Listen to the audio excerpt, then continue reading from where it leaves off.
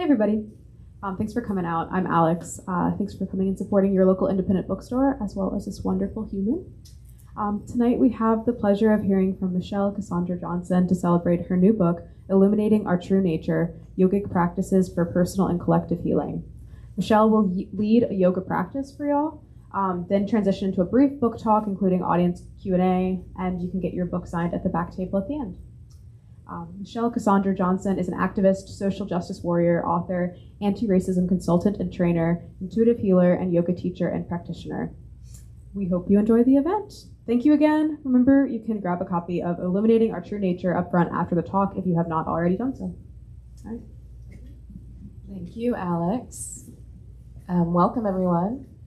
It's good to be in this space with you. I actually think I'm going to sit here for now. And then when I get to reading the book, I'll be up there, maybe, or maybe I'll stay here. As Alex said, my name is Michelle. My pronouns are she and her, and I'm coming to you from the ancestral lands of the Catawba, Cherokee, Tutelo, Saponi, Occaneechi, and many other tribes in Winston-Salem, North Carolina. Although maybe all of you know that I lived in this area for decades, 2 decades, Chapel Hill and Carborough. And so it feels sweet to be back and to be here and to celebrate Illuminating Our True Nature. Thanks for joining me for this. So as Alex said, I'm going to guide a yoga practice, and I'll just share now that Illuminating Our True Nature is focused on the full path of yoga, and in particular the 8-limb path of yoga. There are different paths of yoga. The 8-limb path of yoga is what is described and explained. And Illuminating Our True Nature is focused on the root causes of our suffering, called the kleshas, which I will share more about and through the movement practice. It has 5 sections, and at the end of each section, there is an asana, a mantra, a mudra, a meditation, and a pranayama practice, which means that what I will guide us through now will be some movement, some meditation, at least one mudra where we hold our hands, or you're invited to hold your hand in a particular position to invoke a specific energy, some mantra, and pranayama or breath work practice. So that's what it will flow like, and then I'll say a little bit more about where this book comes from, and more about the kleshas and the practices and our suffering, and really how we get free. I mean, that is what I would say about all of my practice and work and my life, and what I'm devoted to is our collective liberation, humans and the more than human world. So that's where I'll begin. So I invite you to find a way to be in your body. I also want to say you're on the floor. If at any point you want to get into a chair, you can do that. If you want that kind of support, I can guide everything as you are in a chair, on the floor, or standing, or however you want to be. So I invite you now to find a way to be in your body. Your eyes can be open or closed, or a soft gaze on the ground in front. And your hands can rest on your knees, the palms face up or down, or somewhere else on your body that might need attention or care. And since you just got here, we're still arriving here in this space, your body may want to move in some way before it settles into stillness. Or your body may want to continue to move instead of finding a steady posture or stillness. And I would invite you to allow your body, not just your physical body, the different layers of self, to do whatever they need to do to begin to arrive in this space.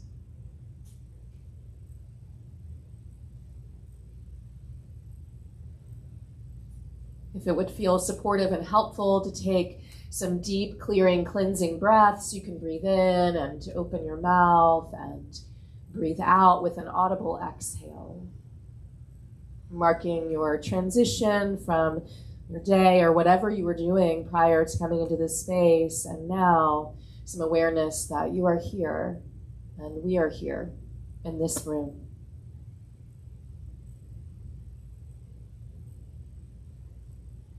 And as you come into this space, I invite you to honor whatever brought you here.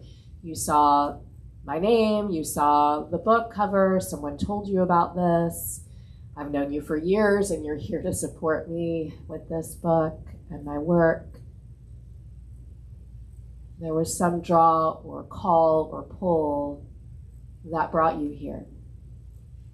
So I invite you to breathe and to honor whatever brought you into this room, this space, this moment.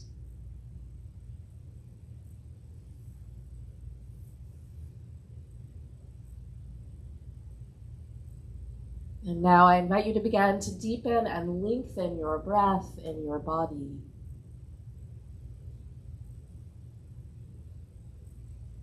To deepen and lengthen your breath as you begin to settle into this room, this space.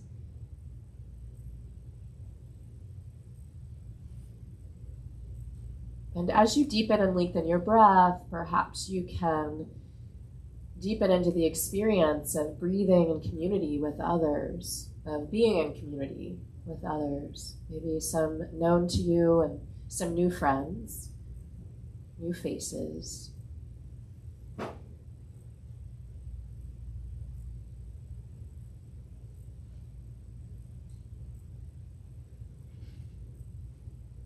You might even tune into the sound of breath around you. This is one way we come back into connection or remembrance that we are interconnected.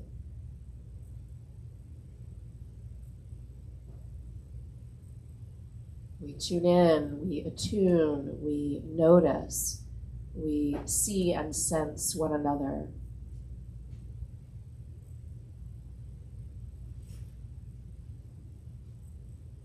And this practice of becoming aware of your breath and the breath around you, and remembering you are in deep community with all things and all that has been, is now, and will be, this particular practice and way of being is an antidote to the first cause of suffering, what is at the root, which is avidya, which translates to a lack of clear sight, or illusion, or ignorance, that we forget who we are and that we come from one another,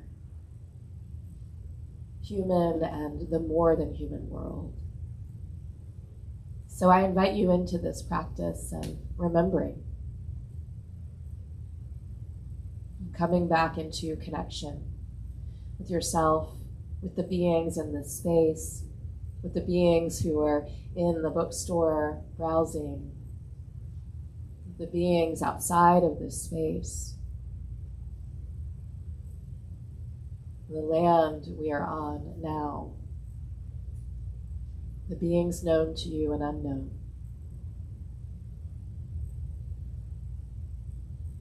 Take a few more deep rounds of breath here.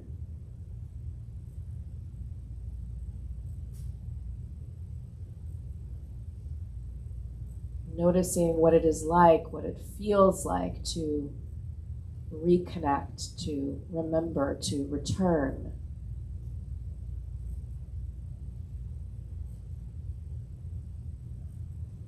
To repair what fractures us or makes us believe we are separate from one another in all things.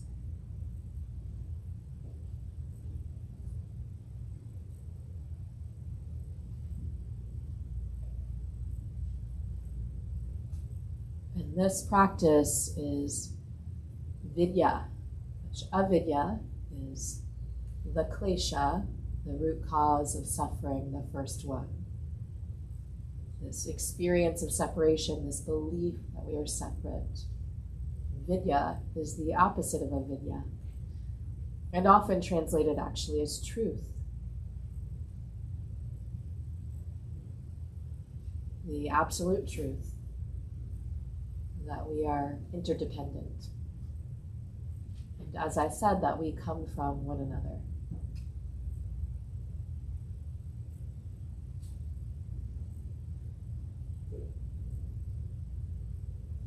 If you would like to bring your hands together and into heart center, you can move into what is called Anjali Mudra. And it feels and looks like a prayerful mudra, where we press the palms together and feel the energy between our hands as our thumbs connect with the heart center, what is at the center. And it is from this place that I invite you to set an intention for our time together, maybe for the rest of the evening, or maybe for tomorrow or the weekend, or maybe just this moment, from a place of breath and remembrance and connection and vidya, what is true, versus what we have been taught to believe is true. I invite you to set your intention.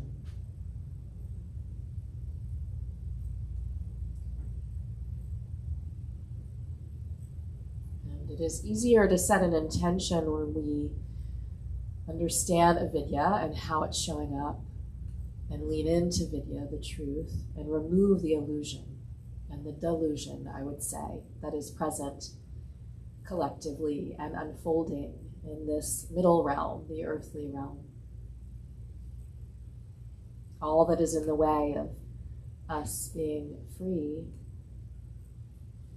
liberated beings, spirits and souls. As you are here setting your intention, I invite you to bring a prayer, a blessing, a wish, a desire into your awareness from your heart. And this mudra, Anjali Mudra, which is a mudra focused on devotion. What we are devoted to, who we are devoted to, why we do what it is we do, for the sake of what. I invite you to uplift from your heart and in your mind's eye a prayer, blessing, wish focused on our collective healing and a commitment to decrease our individual and collective suffering.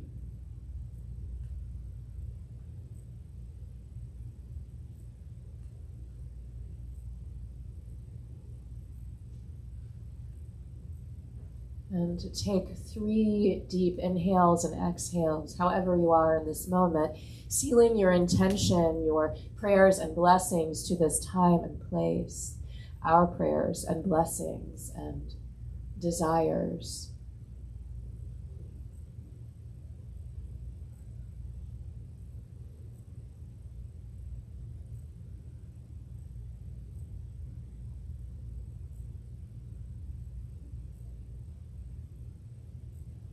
And as you feel ready, you can blink open your eyes or keep them closed. I'm going to invite you from where you are to inhale and lift the arms up overhead. You can reach both arms up.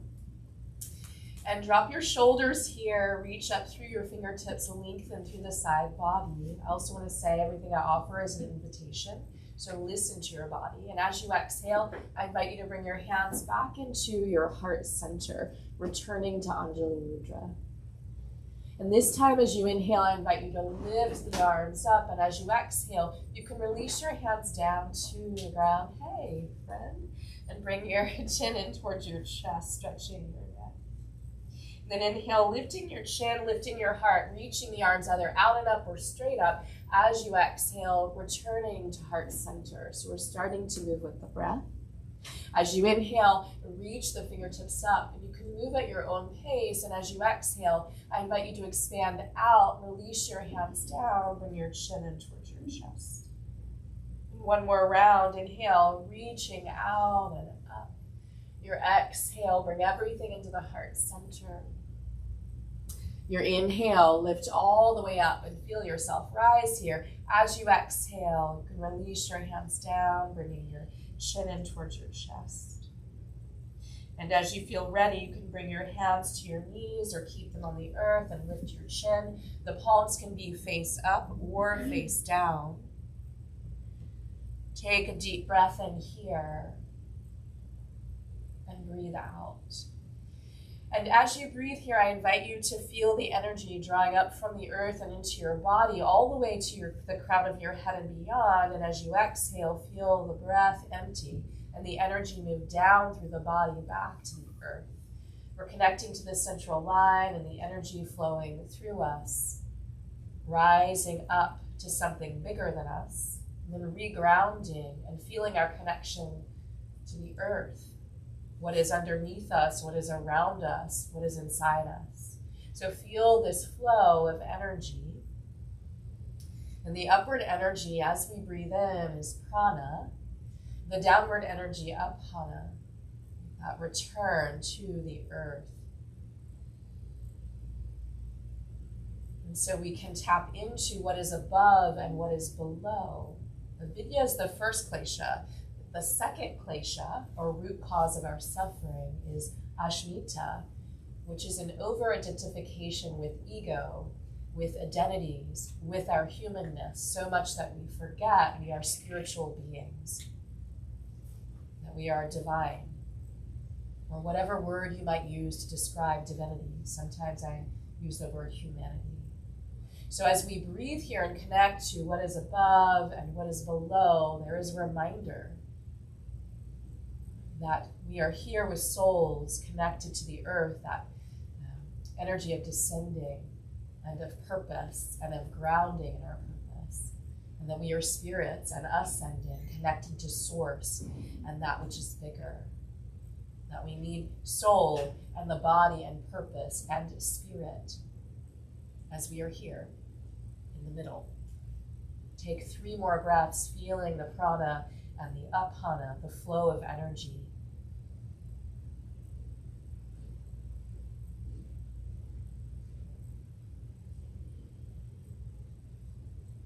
And 1 more breath. You can stay steady as you are, or as you inhale, some seated cat and cow. You can begin to draw your shoulder blades in towards your spine. You can lift your chin, and as you exhale, you can round through your spine as much as you would like. And with your inhales, we're flowing with the energy and playing with the above and below, opening up through the heart space. And then your exhale, you can round through the spine. Taking a few more rounds of seated cat and cow, moving at your own pace, feeling the flow of energy in the body.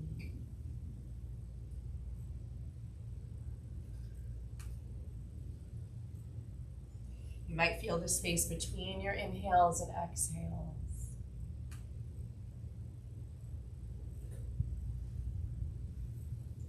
And after your next exhale, rounding the spine, you can find a neutral spine and take a deep breath in and a complete breath out. Now you can stay exactly as you are for more seated cat and cow, or if you would like to transition into what is called tabletop position, you can, bringing your hips of your knees and your shoulders of your wrists. Now the floor is hard, so you can roll up your mat if you want support underneath your knees. You could also stay seated for this, or you could sit in a chair.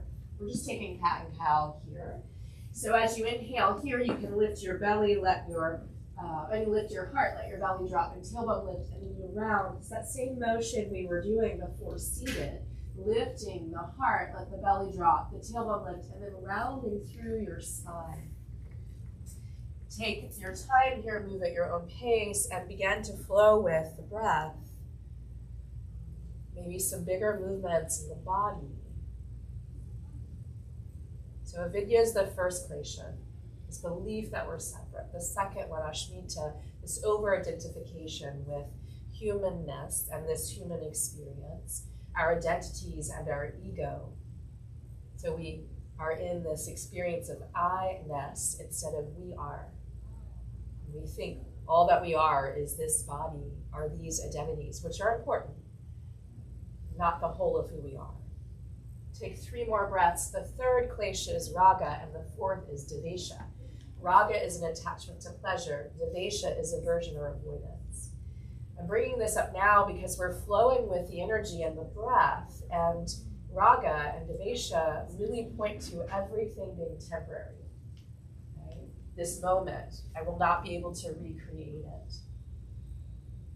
And so there's an awareness as we flow with the breath, and we feel the pause between the inhales and exhales, the exhales and inhales, and each complete cycle of breath, that everything is temporary, and we're connected to an infinite flow.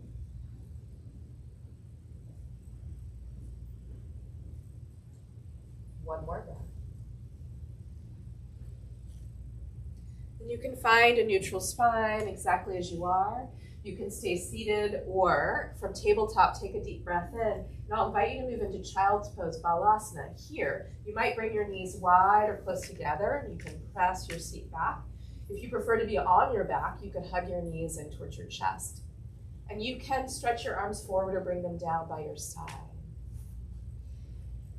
And there are many ways, this is what I want to say about the postures, about the way we're breathing and moving and what I'm inviting in. Often people think of yoga as asana, which are some of the postures, the asanas we're moving through. Asana means seat. So we're moving from posture to posture. But as I named, there's a full path of yoga, the path of Ashtanga, an 8-limb path of yoga. And the 8-limb path of yoga is what was shared as a way to mitigate our suffering, a way to interrupt the kleshas, the root causes of our suffering. Take a few more deep breaths here. And I mentioned raga is an attachment to pleasure, so much so that we want to recreate pleasurable experiences so we can avoid pain. And what I'll name is that pain and pleasure and everything that exists between pain and pleasure is part of our experience as humans, as spiritual beings, as people who are alive now, wading through this time. And that devesha, this aversion or avoidance, can overtake us so much so that we try to annihilate that which we do not like, or we believe we do not like, which I'll share more about in just a minute. Take one more breath. You can inhale, rising back into tabletop position, or stay exactly as you are. Now you have the option to stay in tabletop or move into what is called Anahata Asana, puppy pose. So you keep your hips over your knees and you walk your hands forward and let the heart begin to release down. Your heart might touch the earth, your chin or forehead might touch the earth. The arms can stretch forward, and here I would like for you to stretch, if possible, in the upper back, broadening through the upper back as your heart releases down towards the earth. And I invite you here to feel your heart close to the earth and notice what rises inside you, your soul, your spirit, your body, the different layers of self as you allow your heart to release down, to get close to the earth.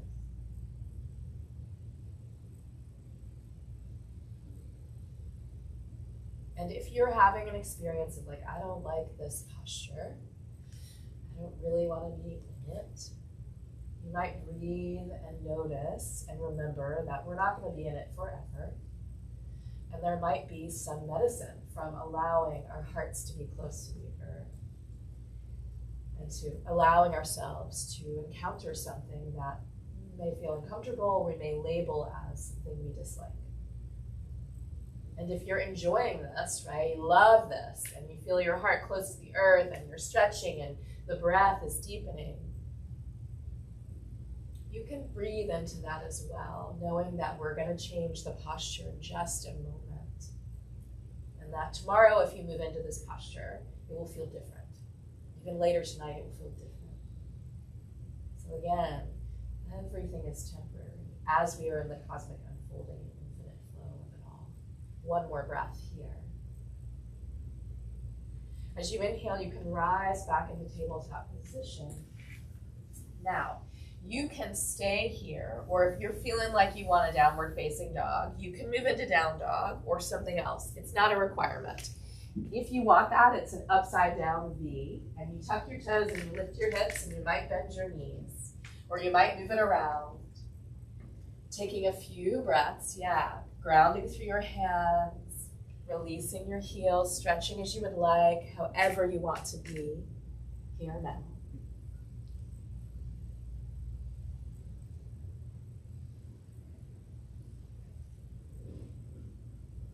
Taking another deep breath in and a deep breath out. And I invite you, from wherever you are, if you would like, to bring your feet to your hands. You can walk them forward, finding either a standing forward fold or a seated forward fold. You can bring your feet to wide hip distance or even wider. You can have a bend in your knees, a deep bend or a more shallow bend here, and let the head descend. And you might sway side to side or clasp opposite elbows, the back of the head, back of the neck.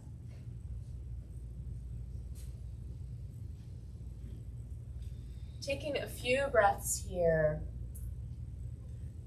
to let whatever needs to release.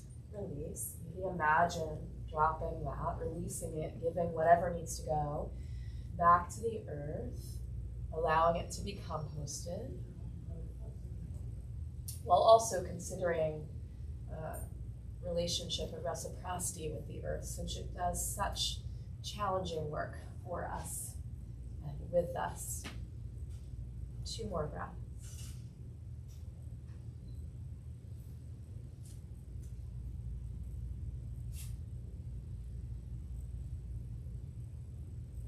Release your hands. You can bend your knees and slowly rise up, 1 vertebrae at a time. Bring it to stand. You can bring your shoulders up, back, and down. Finding Tadasana, mountain pose. Now, there are many ways to be in mountain pose. You might ground through your feet, hip distance, or big toes touching. You can reach down through your fingertips, lift up through your heart and the crown of your head. Or you might sit, or you might be on your back, or in a chair for mountain pose. This is actually the posture I invite in to feel our connection to all things, to reground as an antidote to avidya, illusion, ignorance, a lack of clear sight, that we come into alignment here. So now I want to invite you, as you feel your feet on the earth, to notice the body aligning in response to grounding through your feet. What happens when you root down through your feet and the rest of the body? There may be swaying forward and back or side to side, and then you might come into some steadiness, embodying the energy of mountain. The strength, the steadiness, the majestic nature of mountains. And once again here, I invite you to feel the energy, the prana rise as you inhale. Apana, the downward energy as you exhale. Allow yourself to come into alignment. And then notice what coming into alignment calls you into. When we are aligned with our vision for a liberated world, what happens in response? What can we create? What are we driven to create? 3 deep breaths here.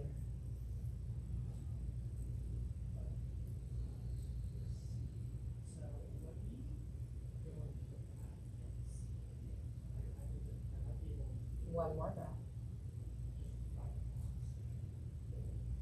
I invite you with your next inhale to either reach your arms out or straight up, reaching up through your fingertips. We did this at the beginning. As you exhale, coming back into Anjali Mudra, pressing the palms together, the Mudra of devotion. Take a deep breath in here and breathe out. Inhale, reach the fingertips up. You can open your hands as you exhale. Release your arms down by your sides. Find mountain pose and take a moment to realign. Your inhale, reaching out and up. One more round as you exhale. Bring your hands into your heart center. Reconnect. Your inhale, reaching all the way up. Your exhale, release your hands down. This time we're going to add a side body stretch. You can inhale and reach up. Now, you have the option to stay here and bend to your right. Or you could take your left hand, right hand, clasp your left wrist, lengthen through the left side body and bend to the right. Or you might even release your right hand down and lift up and over. Your left shoulder might draw up towards your ear so you can move it back. Taking a deep breath in, staying grounded with your feet, feeling the stretch in the left side body, and breathe out. And then inhale all the way up through center. You can reach up through the fingertips, and you get to decide. You can bend to the left. You can take your left hand, clasping your right wrist, lengthen and bend. You can release your left hand, lengthen and bend. Stay grounded through the feet, even as you're stretching the upper body, through the side body, all the way through the right fingertips and over to the left. And maybe even down the left side of the body. One more breath. Inhale all the way up through center. As you exhale, I invite you to cactus your arms, bend your elbows, spread your fingers wide, ground through your feet. Take a deep breath in. And what might happen here is you find wherever your core is, center, it may start to engage. As you begin to let the heart lift, this is one of the other asanas or postures in illuminating our true nature. Moving from that ego, that I-ness, to the we are. Feeling this in the heart, similar to the heart being close to the earth and in connection to something bigger than us that also resides within us. One more deep breath in, maybe lift the heart a little higher, opening. And a deep breath out. Inhale all the way up through center. Exhale, bring your hands to your heart center. And take a breath. I'm going to invite us to move through just a few more postures, and I'll probably offer a mantra at the end after I share some from the book. This posture is not in the book, though, but it's what actually wants to happen right now, so that's what I'm going to guide. So I'm going to invite us into a variation of Warrior One pose. And for this, what you can do is you can step your left foot back, and you can be in a short stance like this, or you can step your foot further back. Now, you can see my hips want to open. And so I'm going to start to walk my right foot over, bring my hands to my hips, and start to turn my body so I'm facing this wall. You all are facing the front of the room. Here, you have a bend in your right knee, bringing the right knee over the ankle, and you can stay grounded in the outer edge of your back foot. You can keep your hands on your hips, or you can lift your arms up for Warrior One, or you might even reach forward, drawing the shoulders back, or something else that your body may want to move through. And take a deep breath in here, feeling the legs and the strength and the lower body and the foundation and the lift in the upper body as you reach up to your fingertips, or your hands might be on your hips. Take a deep breath in here and breathe out. And this is Warrior One, and I want to invite you for just a few breaths to embody warrior spirit, a warrior spirit, because we are certainly in a context where we need to be unwavering in our purpose, our soul's purpose, and respond to the battlefield, which is unfolding and playing out in the chaos. Sometimes we think about warriors as fighting, right, or violent. And I just invite you to embody this warrior pose as you connect to the heart and the offering you want to make to the collective. That blessing or prayer. One more breath here. And then you can bring your hands to your heart center, relax your shoulders. You can step forward and shake it out and let it go. And we have a little more practice with it, which is the other side. So you can step your right foot back. Again, it can be a short stance here. You can step it further back. You might have to adjust the hips. And maybe you want to walk your left foot over to do that. You can bring your hands to your hips, building from the ground up. Feel the foundation, ground through the left foot and the outer edge of the right foot, and then decide if you want to keep your hands on your hips, or you want to reach up, or you want to bring your hands to your heart center, or you want to reach out. Once again, embodying this spirit of a warrior, which is part of what we need to be doing right now in response to all that is happening. Can we soften in our stance as a warrior? Can we gain more clarity about what we are fighting for or trying to dream up or create as we think about collective liberation? 3 deep breaths here, breathing fully into your body in this posture.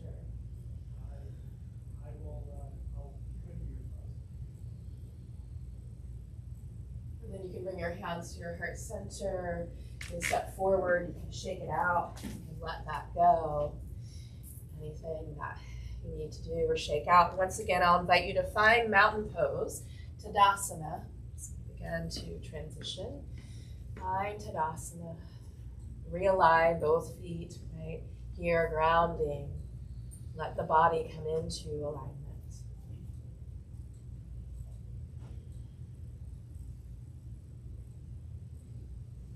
Notice how you feel.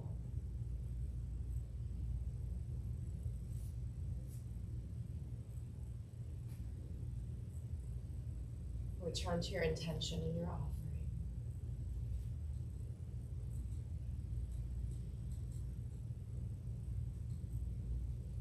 Return to your heart and your connection with the earth, the human and more than human world. Feel prana and energy rising.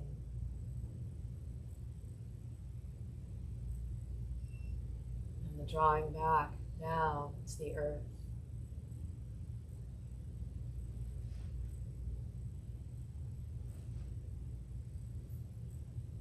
And given that everything is temporary, the postures, the breaths, the moves we make, the chaos that is unfolding, how do you want to show up?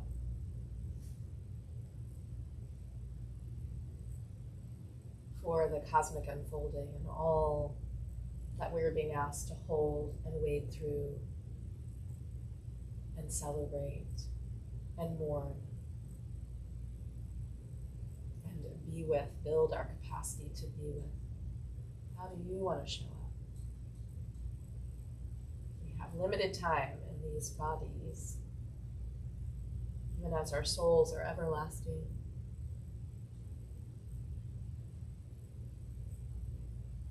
In what ways do you want to decrease the suffering that is present in your life, collective? 3 deep breaths.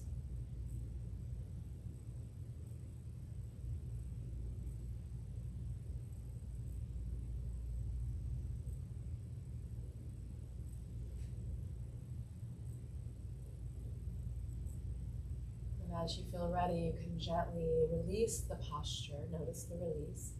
You can find any way you want to be. I'm going to talk a little bit. So, however you want to be, if your body wants to continue to be in motion, I'm cool with that.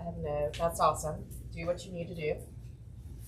Realizing I'm not going to use this microphone. I'm going to use the handheld one. And I'll talk a little bit and invite some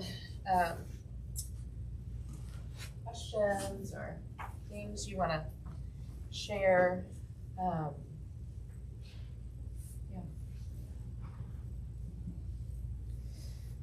First of all, how are y'all feeling? How are you doing? Which is a loaded question, but like now in this particular moment, how you doing? Grateful. You're grateful. You're that, yep. Back at you. I'm noticing the speed of the fan. I feel some aversion in my body, and I don't know if I'm alone in that. If I need to just. It's cold now. Yeah, I asked earlier, but now does feel like an okay time to turn off the fans, since you'll be. Oh, Alex is here. Alex heard us. Yeah, thanks for naming that and what you need. I was feeling that earlier. It was a little cold. Okay. So, through that practice, and I mentioned that we'll work with a mantra at the end, I offer different asanas, a meditation at the beginning. We moved into Anjali Mudra, which was the mudra for that. We worked with the breath through a practice that's not here, but working with the central line and breathing in and out to root into what is below us and within us, and the flow of energy or breath, or the prana, and that downward energy ascension and descending. So those are 4 parts of what is offered here from the 8-limb path of yoga. Again, in each one of the sections, there are these practices to respond to the kleshas. And I'll share a little bit more about the kleshas and where they come from for folks who may not know that or remember. And I say that because it will take me a lifetime of study to understand this much, even though I've written a book about the kleshas, and the Yoga Sutras in particular. The Yoga Sutras, sutra means thread, and Patanjali's Yoga Sutras is an ancient text or interpretation or translation of the sutras, not the only translation that I work with or that I study. There are 4 books in the Yoga Sutras, and for a long time, the text that I was drawn to the most, which I've written about as well, is the Bhagavad Gita, which may be familiar to some of you. I am still drawn to it. It is on my desk always. I'm in love with it. And I would talk about it as the text that was focused on actionable yoga, which it is. It's focused on dharma and duty and the context in the battlefield and how we respond, and a guide and their teacher, a guide and their student, really, and also the choices that we make and the ways we resist our soul's purpose, pretty much, and what we are actually meant to do. It is about 1,000 other things, but I was drawn to it because so much of my purpose is about being of service, is about, as I named, collective liberation for humans in the more than human world for now and into the future, and also healing the past and timelines. And because I am compelled to engage my body and my brain and the subtle layers of who I am to try to make some change, now that, again, will hopefully set us up in the future for a different experience so that we are not suffering as much. So I was really drawn to that text. And how I, at certain points, have described the Yoga Sutras, which the kleshas are from, is as a text that really helps us become liberated and ultimately helps us die with more ease, hopefully. That we can leave these shells, these bodies, with more ease as we have been on this path, engaged in this practice of yoga, which calls us into an awareness of our interconnection to everything. And as I said, all that has been is now and will be. And my awareness of the Yoga Sutras now has deepened because of some study, right? Some sitting with, some meditation, some chanting the sutras, some asking the ancestors what I needed to write and what needed to come through. And I actually think the Yoga Sutras they feel different, but I think I need both the Yoga Sutras and the Bhagavad Gita to be on this, and like 18 other gazillion texts, to be on this path and to live into my purpose. So, as I said, the Yoga Sutras, there are 4 books, padas. Pada means foot. And the kleshas are in the 2nd book of the Yoga Sutras. And there's a sutra from book 2 that explains the relationship between the root causes of our suffering and samskaras, patterns, and karma, which I'll share with you, the Sutra 2.12. And so the sutra says that there are the kleshas, the root causes of suffering. Avidya is the first one, which I named in the practice is, I don't know why I'm wearing these, because I put them on because I'm going to read, but then I end up not being able to see you all. It happens all the time. I was like, your eyes are even closed. Why are you wearing your glasses? Avidya is a lack of clear sight, illusion, this idea that we're separate, right? That's the first klesha. Ashmita is the second one, an over-identification with ego. We need ego to do things, to like get here, to do things, to make the decision to come here tonight, right? And there's an exploration in the book of the different parts of ego and what happens when we become so wedded to our experience, our individual experience, individualism, which many of us have been conditioned and steeped in a culture where there are dominant cultural norms that tell us to think about our individual experience and not think about our connection to all things or how we affect others. So Ashmita is about what happens when we work to dissolve the ego and to come into that remembrance that I invited us to consider in the meditation, that we are connected and interdependent, and not just in thought, right? And not just, I want to be a good person and I value interdependence, but in action, I would say. How do we engage our bodies? And I mean that not just physical body, right? The layers of who we are, if we actually know and can feel and can attune to the absolute truth that we are interconnected. So Advidya, Ashmita, Raga, I mentioned, is an attachment to pleasure. That's the third klesha. They are all of the kleshas are intertwined, and I can say more about how, but you probably can feel into that from what I'm sharing about them. And I mentioned in the practice that, and I've written a lot about this actually in this book. There's a lot of conditioning about pleasure and who deserves pleasure and who is not worthy of pleasure. And many people I know, and myself, have a complicated relationship with pleasure. I will say, particularly when there is so much chaos, sorrow, trauma unfolding, that it can be difficult to access pleasure or to feel like I'm deserving of it. There's that, and then there's the layer of like, who's deserving of pleasure? And you can think about, I want to just name that. And what I'll say about raga is that it is what I named in the practice, that there is this way that we can become attached to things that we believe bring us pleasure, one at the expense of others, human and more than human. We can extract, right? We can forget that we actually need to be in a reciprocal relationship with the planet, right? With energetic forms. There's that piece, and that we try to recreate the experience, and what I named about, so we don't experience pain. In my human experience and my spiritual experience, pain and suffering, these things are part of life. And I want to clarify and say that the suffering that humans are creating, to me, is against nature. It's against the laws of nature.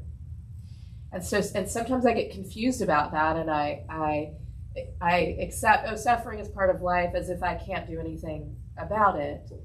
And I forget, right, for a moment, that humans are actually creating a lot of suffering for humans and the more than human world in ways that are against the path of yoga, that are counter to what the path of yoga says.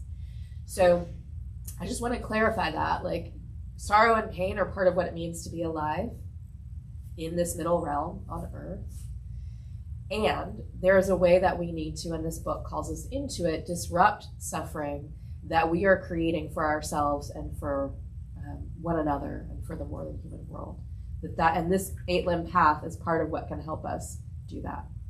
The fourth klesha is devesha, and I mentioned raga and devesha together. And devesha is avoidance or aversion, and it's been so very present with me, for a long time, but the flavor of devesha, the quality of it, the intensity of it feels different to me right now, given the multiple genocides that are happening on our planet, given climate chaos, given, I imagine, whatever sorrows you might be feeling in your heart as you tune into the collective. And I mentioned that devesha, the path of yoga, the philosophy of yoga, explains that we have certain experiences and imprints are made in response to these in the mind. You can think about pathways in the brain, right? Grooves in the brain, that we encounter certain people, we have certain experiences, we develop biases around that, we develop beliefs around that, we develop assumptions around these encounters. And when it comes to devesha, the core of it is that when I encounter someone that I believe I do not like, And I form a belief that everyone who is like them, right, is someone that I need to dislike, or something I need to dislike if it's not a person. That every time I encounter this person or this experience or that which I feel averse to or what I believe I do not like, the imprints become so deep and part of my experience that I want to annihilate that which I do not like. To me, that explains a lot of what's going on, right? If I don't recognize my relationship with the earth, and I feel like in the hierarchy of bodies, that my body is more important than the earth, and I don't want to understand how I'm deeply impacting it, and I don't even feel how I'm in relationship to it. To me, this feels connected to one, avidya, the first klesha, but also what happens when an imprint is made in my mind that I'm not the earth, that I'm not responsible for it, that I'm not connected to it, that I don't need to be in a reciprocal relationship with it. There's that, so much so that I annihilate it, that I contribute to climate chaos in all the ways I am, right? And I can tell you all the ways. I mean, there are many ways that I'm contributing, even as I'm like, oh, the air quality is terrible and I'm asthmatic. I'm feeling into that and thinking about that. There's that layer. There's also, if we think about oppression and a hierarchy of bodies and what plays out, the energy that we can put into annihilating people that we feel like we are not connected to. I don't know that I need to say any more about that. I think you probably get the point of that and what's happening. And so I just, the power of like believing we're separate coupled with I don't want to encounter people that I've been taught to believe are not like me and not human. I mean, that explains so much of history and so much of what's unfolding. The klesha I didn't mention in the practice, which if I had more time I would have led you through a shavasana, is the fifth klesha. It's a binivesha. And a binivesha is translated as a fear of death or a fear of letting go, a clinging to life, or clinging to a life we've constructed with these imprints and aversion and avoidance and trying to recreate pleasurable experiences and ego, I-ness, and the belief that we're separate, right? So much so that we grip on to structures, to behaviors, to our humanness, and we forget we're spiritual, which I did mention, that we have a really difficult time letting go. And it's not just about physical death, it's also about transition, right? Change is happening, and it is, and the Gita says this, and the Yoga Sutras, it is the constant, right? We can depend on change.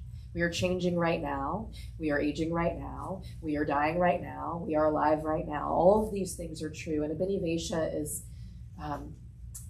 the antidotes to it, right, or the way that we work with it is, I named this several times, remembering that everything is temporary. And even at the end of the practice, right, given that this moment is temporary, we will not recreate it. Given that we are in our humanness and spiritual beings, given what is happening and unfolding, right, the things that humans are doing that are against nature, what are we called to do in the spirit of wanting to create conditions for collective liberation? And can we let go of, can we shed what is in the way of collective liberation? Can we work to shed what is in the way? Can we risk things? Can we give up things? Can we create new ways or remember old ways of being? So that's the energy of Abhinivesha. So those are the 5 kleshas. I mentioned the 5 sections. There are 3 chapters about each klesha, and I mentioned that the practices are really meant to help us and support us individually and collectively respond to these root causes of suffering. So those are the 5 kleshas. The other part of the Yoga Sutra 2.12 is that we have experienced these root causes of suffering, and we can intensify the root causes of suffering, and we actually create what are called samskaras, tendencies, patterns around these kleshas and of these kleshas, and just habituated ways of being related to our root causes of suffering. So we have kleshas, we have samskaras, patterns. Our samskaras lead to actions and consequences. This is karma. So there's klesha, root causes of suffering.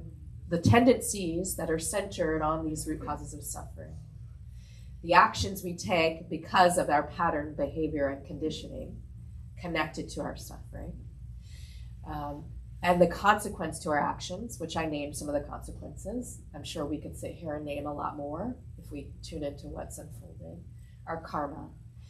And I'll remind you of what I said earlier, that the 8-limb path is what is offered as the antidote to the kleshas, the way we actually create new karma, engage in different actions and create different consequences, that we create different tendencies or samskaras that are not centered on our suffering or the way we suffer or that cultivate more suffering.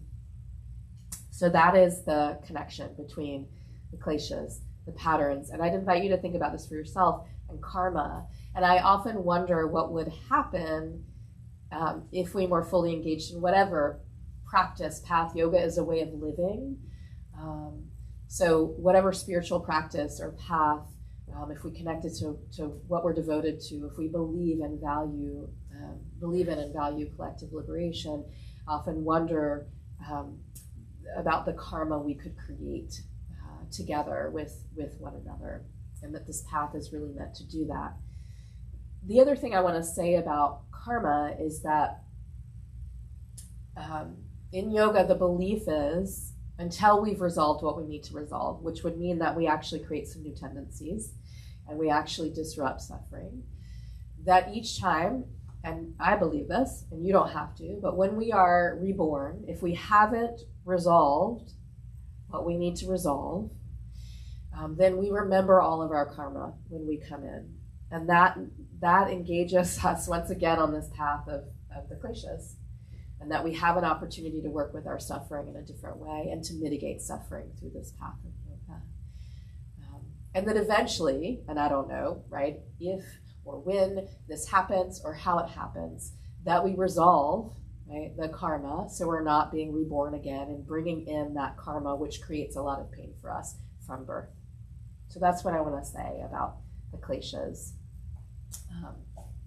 And I think with the time I've left, I actually want to just read you a little bit from the introduction, which will root into, and now I'm going to put on my glasses because I actually need them, which will let you know a little bit more about me, and why this and why now. What I'll share about this book is that it's not a textbook. It is a deep study of philosophy, specifically the kleshas, yoga philosophy. It is an offering of practices. And there are so many stories and personal narratives in this book as an illustration of the kleshas and how they've played out in my life, or what I think about when I think about the kleshas. And there are stories about being a child, which I'm about to read one to you. There are stories about the more than human world, many stories about the more than human world. There is information about my birth story in here, which has been shared in a different book, but it's a different way of thinking about birth, and in particular death. It's in the chapter about Abhinivesha. So I want to share that there are stories from my life that I then have applied to the collective as a way of inviting people into story and into deep reflection about the kleshas, about suffering and how to mitigate it. So that's what I want to share about it. So this is from the introduction, and you don't have to follow along, but sometimes people like to, and so you can find the introduction on page 1 after the acknowledgments if you want to follow along. And I'm not going to read the entire thing. I'm just going to read a couple of sections and then open it up for questions. The introduction shares the story I'm going to share about being a child and driving in the car with my mother, riding in the car with my mom. She was driving. And then it shares about my path to yoga and the path of yoga, which I'm not going to read that section. And then I come back around to suffering, and that suffering is not inherent to who we are. My mother and I were driving across the James River Bridge in our 1970 blue Datsun station wagon.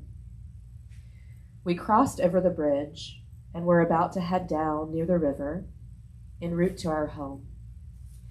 I looked over at my mom and said, "I don't want to have children." Puzzled, she looked at me and asked, "Why are you thinking about that now, Michelle?" I replied, This world doesn't make sense to me, and I don't want to bring a child into it. The world is violent, and I don't want to bring a child into it. She said, okay, Michelle, you do not have to decide this now. You do not have to decide this right now. We drove the rest of the way home in silence. I was under the age of 10 when I told my mother about my decision to not have children. And looking back, I know that many 10-year-olds may not have been seriously thinking about their futures or the state of the world, but I was. I thought about it all of the time. I was a sensitive child, sensitive to energies, emotions, and the ways of the world that didn't make any sense to me. I knew suffering was real and that I was suffering, as were others. I didn't want to bring children into a world where they would suffer, and I don't think I understood how other people could continue to bring other beings into a world that was full of suffering. This line of thinking was not only influenced by my empathic nature and my pensive personality. My brother was adopted, and I knew that, on some level, the suffering I experienced was different from his. His birth family had given him up, and mine had not. I imagined he longed to know more about where he was from, even though he seemed content with where he had ended up, with us, me and my mother. The tears my mother would allow to run down her face late at night, when she thought we were sleeping, let me know she was suffering too. My father had left us, and even though he was no longer physically in our home, the ghost of him was everywhere, and the way he haunted my mother made her suffer. I knew my grandfather Fred was also suffering. He would hide out in his room, drink whiskey, and want to be left alone. I think he was trying to find some peace in a world that felt anything but peaceful to him. I knew that the children my mother taught in her special education classes were suffering too. My mother would take me on home visits with her, and I saw firsthand environments where parents who have been neglected repeat the cycle of neglect with their children in turn. I remember these families not having enough food, safe and clean shelter, and stability within their homes. And I go on to share about my own suffering, being the only Black girl in my class in elementary school, and how racism was playing out in that space. And also the continuation of suffering, my experience of it, and the pathway to yoga. And I'm going to read a section from page 5, which speaks to our suffering. You know, I just shared about what I was noticing as a child about suffering in my home and my family around me, the way systems create suffering. And so I just want to bring that to what is playing out now. I also want to say I wrote this book a year ago, so there are some things that are not included, over a year ago, that are not included in this book. We are suffering in many ways right now. We've been living with a virus, COVID-19, that has mutated multiple times and still plagues us. We are grieving the loss of many people due to this virus. We are living during a time when fault lines in the foundations of institutions, such as housing, banking, agriculture, education, social services, healthcare, and the like, are being revealed more clearly. We are living in a political and cultural climate riddled with upheaval. We are reckoning with the systems of white supremacy, patriarchy, capitalism, and a fragile economic system. We are living in colonized bodies, and our sovereignty continues to be taken away by a dominant culture enacting oppression through policies put in place to control our bodies.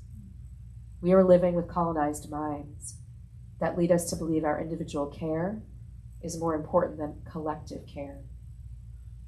We are experiencing record-breaking temperatures across the globe because of what humans have done to the climate and our ecosystems. Senseless wars are being waged. We are experiencing polarization within ourselves and our communities. We are suffering because we believe we are separate from one another, rather than understanding we are wholly and completely interdependent and interconnected. Suffering is in the DNA housed in our bodies. It has been passed on to us. It is part of what we have inherited from our ancestors and the legacies left to us from toxic systems wedded to dominance, power over, and the idea that some beings are supreme and others are disposable. although the aforementioned suffering is both part of what we have inherited and part of what we perpetuate, and while suffering is in our genetic and physical DNA, literally passed on from one generation to the next, suffering is not inherent to our true nature. The kleshas take root because of our inability to remember our true nature and connection with all beings. Yoga, as a pathway and practice, suggests that we can work toward discovering our true nature and the nature of all things. We are in an intricate and intimate relationship with everyone and everything. Working toward uncovering our true nature brings us into union with all beings, thus decreasing our suffering. So I wanted to end with that because, hanging out with me means we're going to talk about suffering and what's happening. It also might mean a joyous time and a reconnection to our true nature and our hearts. And I truly believe what I offered in that this suffering, particularly the suffering we are creating, right, that takes root, the kleshas, is not inherent to the truth of who we are. And so I offer this book, this body of work, this deep study of the sutras and a devotion to, and the path of yoga and a devotion to this practice and this path. I offer this as a way for us to return to the truth of who we are, however you might describe that. Right? Some people describe that as light or love, or often I say interconnection with all things, and a dissolution of ego and who I believe myself to be. And I invite us into that space and the opportunity, the possibility that we can come into union and alignment in the way I was inviting us to move into that with the body and with the breath and with meditation and with connection and with awareness of who's in this space and who's outside of this space. So while this book is a deep exploration of suffering, and it's also, as I named, an invitation to heal and an invitation to disrupt the suffering, and as the sutras invite us into, to become liberated individually and collectively. So there's more. Obviously, there are 200 pages of more, and I think we're at time. I don't know if there are any questions or comments before I transition to signing books, if you want me to do that. And anything you want to share or ask. There's just a few minutes for that. Or say to someone or me. Thank you.